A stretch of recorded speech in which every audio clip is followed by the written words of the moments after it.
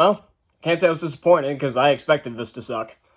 So, if you haven't already been made aware by the title of this video or my my intro right there, if you think this is going to be one of those videos that's gushing about the visuals and kissing Cameron's ass about it and saying that the story and characters and all that stuff don't matter because the visuals are so good and that it's a cinematic masterpiece because of how it looks, just go watch go watch someone else's review because this isn't going to be that. This movie sucked hard. So, yeah, I should talk briefly about the first movie, I guess. I think it's a steaming pile of shit. I hate it. Like, again, I get it. The visuals look good. That's literally it. The story's ripped off from like, Pocahontas and Ferngully and Dances with Wolves. Ripping off much better movies, and a lot of those movies aren't even that great to begin with.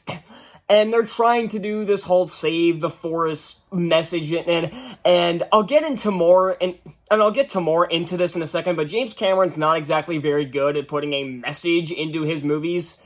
So, but like I said, we'll get more into that in a second. And speaking of James Cameron, I was planning to do a full rant about some of the things he said recently, but I decided to just combine it into this because I don't really want to talk about this movie for very long. So I'm pretty much going to be padding out this video by also bitching about James Cameron because like I said, there was supposed to be a full rant, but I decided to just combine it with this review.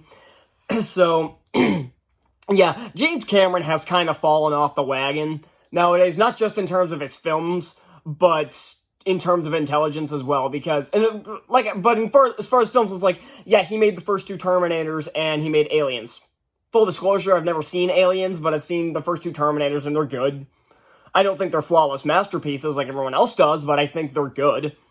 But I don't think I've seen anything outside of those movies that's any good. Titanic was trash. Avatar was trash. He wrote the story for Terminator Dark Fate, which is easily the worst the worst of the franchise for me. Yeah, for me it's worse than Genesis. And even if I hated Genesis more, it'd be a close second.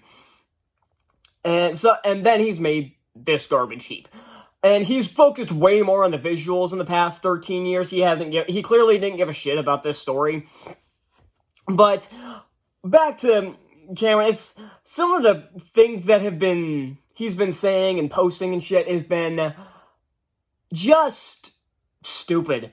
It's like that's the only way I can put it. It's just been stupid. Like, he's talked about shit like Wonder Woman's not I don't like movies that call themselves, like, female empowerment movies, but ignoring that, he claims that the Wonder Woman movie isn't because she's not a mom or not pregnant or anything like that, which, if anybody can explain to me what the hell if someone can explain to me what his goal was with that, please let me know, because I don't know what he was trying to do there. And something else that I definitely need to talk about is there was apparently, and this came out pretty recently, there was apparently 10 minutes of footage cut from this movie because of gun violence. And he went on a long rant about how, something else I need to get into in a second as well that was a little more bigger than this.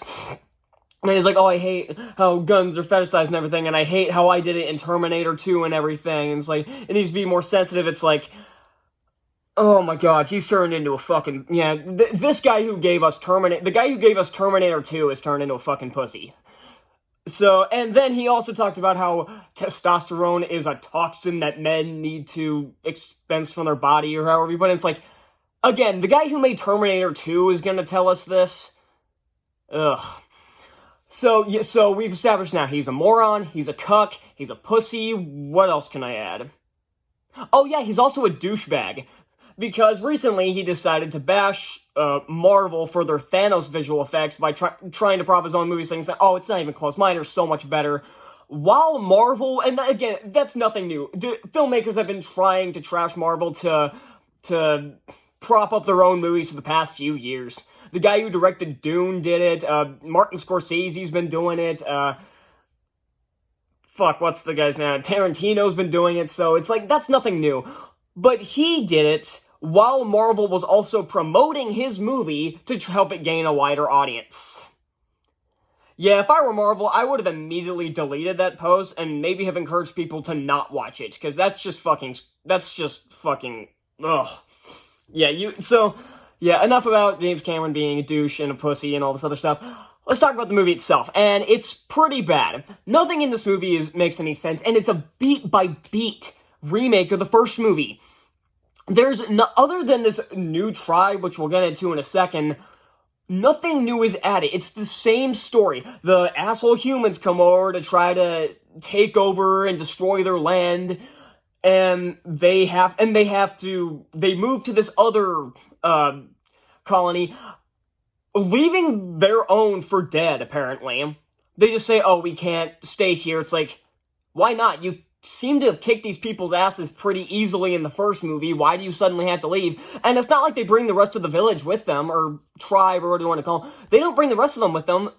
Jake, his wife, and their kids, they just straight up abandon the rest of the Na'vi, at least in this tribe, to just be brutally slaughtered. So, our heroes, ladies and gentlemen.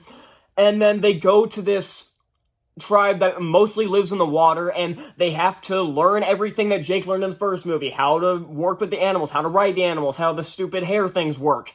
And there's of course some stupid underlying message, which we'll get into in a second. Like I said, James Cameron's not very good at implementing these into his story. So, and again, talking about the visuals is pointless. Because, yes, it looks good. This movie had a budget of like $500 million. If it looked bad, that would be a problem. So, I'm not gonna even talk about the visuals, because there's no point. And there's already so many reviews out there that gave this movie a positive review or said it's a cinematic masterpiece because the visuals look good. So, I'm not even gonna talk about them. The action's nothing new. It's all shit we've seen before. Hell, it was shit we saw in the first movie. The only thing that's kind of new in this movie is that there's apparently this child of Sigourney Weaver's character, a Na'vi child of Sigourney Weaver's character, who is an immaculate birth, because of course she is. But the problem is the story wasn't very interesting, and B, there was no conclusion. So they're apparently setting this up for one of the later movies, and God, I hope we don't get all 5. And that's something else I didn't mention, is that Avatar 3, he's already sent a cut to Disney that's apparently 9 hours long and wants to finish the visual effects before cutting it down. Apparently this guy forgot how editing works, because you cannot finish the visual effects of a 9-hour movie and then cut it into a third, because there's no way in hell Disney's gonna allow a 9-hour movie to go to theaters. Hell, I'm surprised they let Avatar 2 be 3 hours and 12 minutes. And speaking of that, this movie's way too long. Like I said, nothing in this is interesting, so I just felt it. I felt it. I felt the length of this movie. It's the same thing that happened with The Batman. That movie had no right being 3 hours long, constantly checking my watch. This movie and The Batman are like two of like the only movies where I checked my watch in the theater because I wasn't interested. I was constantly like looking at my watch or checking my phone to see what the time was. I swear, and it was like the same thing with The Batman. The first time I tried it, I'm like, okay, I have a feeling this movie's gonna start going into the third act. And I've only been watching this for an hour and a half. I mean, any normal movie, we'd probably be going into the third act, but we were barely halfway through. So, just, God. And again, like I said, nothing in, other than the child character who's not very interesting, nothing in this is new. And Jake has, like I said, Jake has kids in this movie. One of them is named Spider. Why? That's a stupid name. And to give you this is gonna be a spoiler for this movie, but I don't care. And this movie's already been out for weeks, so spoilers should be moot at this point. But to help you understand just how little investment I had in this movie, one of his kids dies, and I couldn't care less. I literally just sat there, I'm like, oh no, his kid died. Can the movie end now? No, there was still like 45 minutes left in the movie.